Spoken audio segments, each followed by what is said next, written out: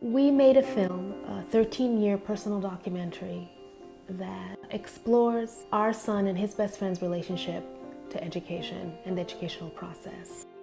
We conceived of this project as a celebration of diversity, and over the course of over 14 years, while we do celebrate diversity, we began to understand that diversity is not enough.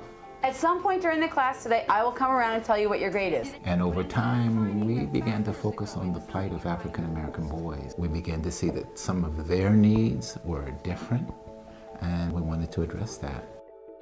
We often get asked what we can do, the concrete things that I can do as a parent that will have a huge impact.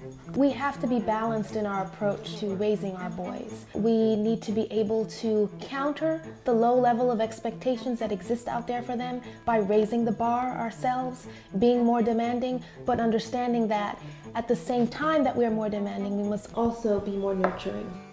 We can speak to our kid often, ask questions, open-ended questions, beginning at 2. The biggest learning experience you can have is how to handle yourself around other people. It's very critical for us as parents to engage with our children in talking about race. We know that if parents come together and talk about the issues that they're having with their sons, that we can make a significant impact on this problem. At the end of the film, through the pain, through the process of failure and getting up, there's hope for these boys. There's a way forward. It seems sort of absurd, but the reality is when you talk about African American boys, you're hit with a barrage of statistics that are not quite hopeful. But what we do know now, what we didn't know before, is that this is the process that you have to go through to raise healthy boys. And how we as families, communities, and teachers can really get our hands dirty and create positive change.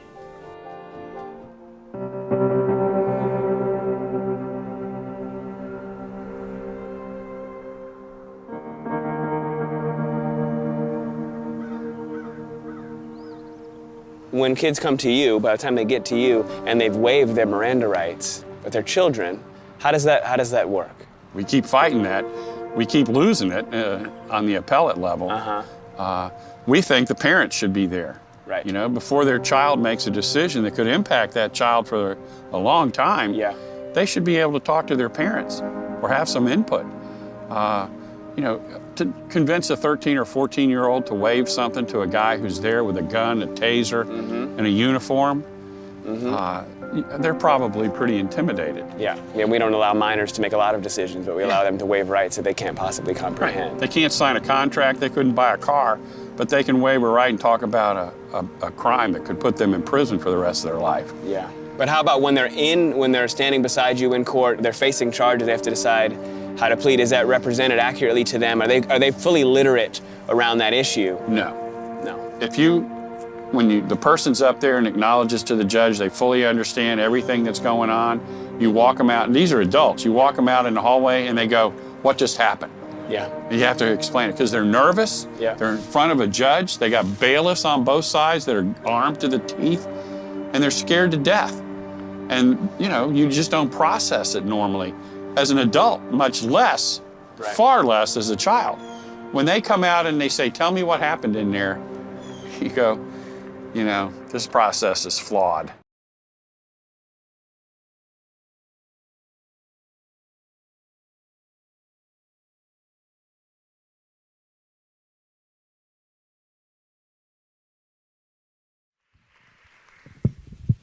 Being a mom is hard. Being a mom of 2 boys is exhausting.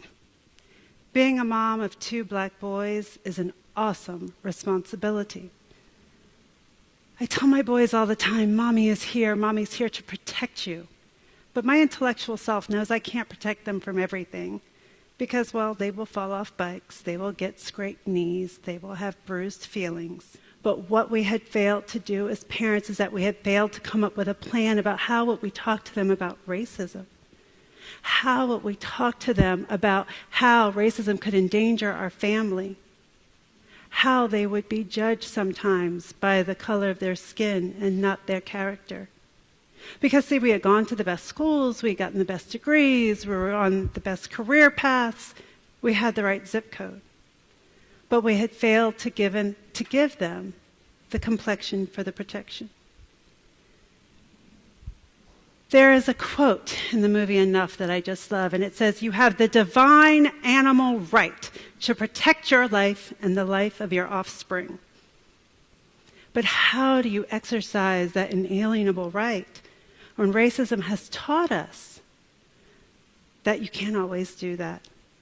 How do we teach young black boys in age-appropriate ways to climb the rungs of Maslow's hierarchy, to reach for safety and security, social needs, self-esteem, and self-actualization? How do we do this when they're already disadvantaged at birth? I was at a conference once when I was pregnant with my first son, and I sat next to this other pregnant woman, and she said, "Oh, what are you having?" And I was so excited. I said, "I'm having a boy." And she said, "Oh, I'm sorry." And I said, "Why would you say that?" And she says, "Well, it's easier to teach a girl how to protect herself than to teach a boy how to walk through this world with his male privilege in check." Well, and I said, "Well, that's terrible." And I've heard other black moms say, "Oh, I'm so glad that I have a girl, because beyond the maleness, they don't want to raise black boys and have to prepare them and have to protect them and chance losing their sons." And I said, "Oh my goodness, as mothers, as women, are we discriminating against boys because it's just easier?" And so I'm sitting there scratching my head of like, is this the message? Is this the message that boys are risky and black boys are dangerous? And I was at a crossroad. Do I continue to walk in fear because I know I can't protect them all the time? Do I exemplify that for my children so that they diminish their power? Or are they small as they walk through this world? Or do I challenge that message? And I said to myself, I will challenge that message. I will educate. I will advocate. I will celebrate. Because you see, I don't have the luxury of raising my boys in the world as I wish it to be. I have the duty to raise my boys in the world that it is. And the world has shown us it's a dangerous place for our black sons. My duty is to educate everyone I come in contact.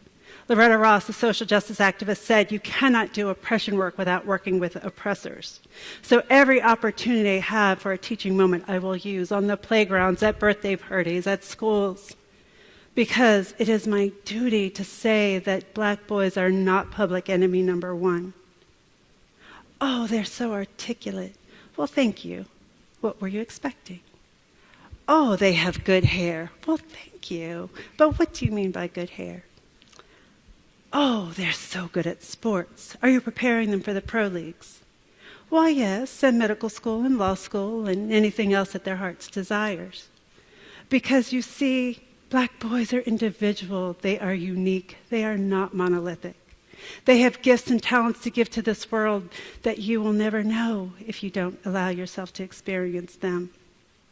I will educate. I will advocate. I will be their voice when they have no voice. I will show the world that they have all these things to bear. I will push the boundaries of social change for my boys. And I will celebrate. I will celebrate them at home so they know they are loved. I will celebrate them in public so that others know that they are loved, and that black love is as much a family value as anyone else, and is not an anomaly, and it is not fiction. I will educate. I will advocate. I will celebrate my boys so that they know we are all working together, so that they know we are all trying to create this elevated society where my boys know that there is a promise of a fearless future for all boys.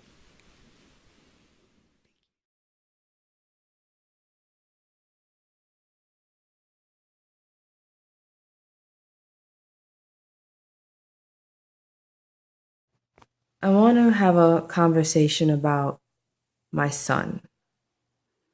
And I want to share with you things that I go through in my struggles of being a woman attempting to raise a little boy to be a man. And I say attempting because I can't do it. This is something else that women need to understand when they get themselves into a situation that they're having children by men they are not married to, because you're setting yourself up to be left by yourself to raise these kids. My son is 5, my daughter is 9. Only a few months ago did my son discover what a urinal was. Now, he doesn't know this because he's always with mom.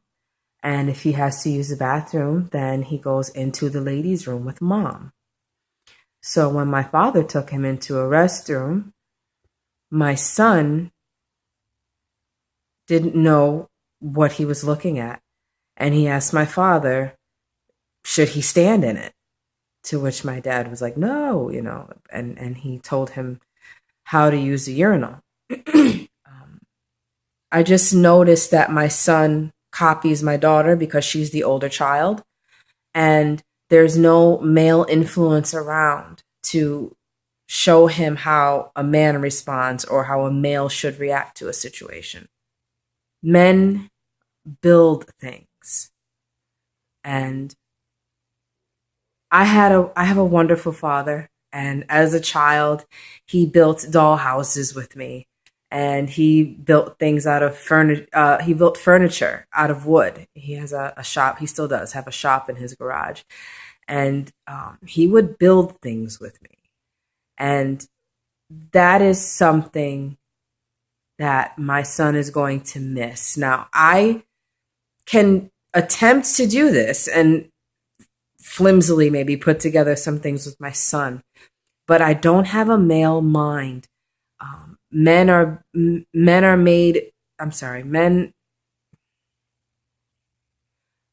better with space and depth perception and direction and things like that. Women generally don't think in that direction. So it's more beneficial to a boy if a man teaches him how to build something.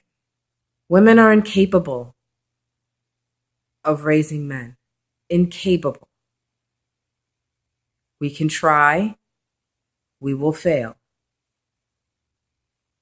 It's only a matter of time before you see your son reacting to things like you would as a woman, or reacting to things like his big sister would, because that's all he knows. And that's mostly what he sees. You're home with mom all the time. When you go to school, you're with female teachers most of the time. If you have no male around, you're going to take on female behavior. And no matter how good we think we're going to do at raising these little boys, we are going to fall short. It's unfortunate that I put myself in a position to where I'm leaning on my dad to show my son what it is to wake up and go to bed every night with your wife, kiss your wife when you leave for work in the morning, build things, create things, analyze things, So just that's another thing to think about before you decide that you want to just go ahead and have a child and, not have a secured and committed marriage before you do that, so that you have a male there to show that boy how to be a man, because you can't.